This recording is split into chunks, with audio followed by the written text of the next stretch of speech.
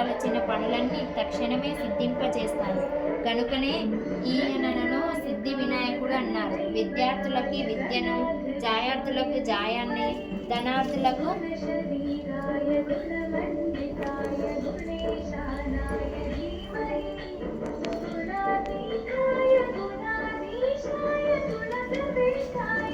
ధనాన్ని, పుత్రార్థులకు పుత్రుల్ని ప్రసాదిస్తుంది వ్రతం.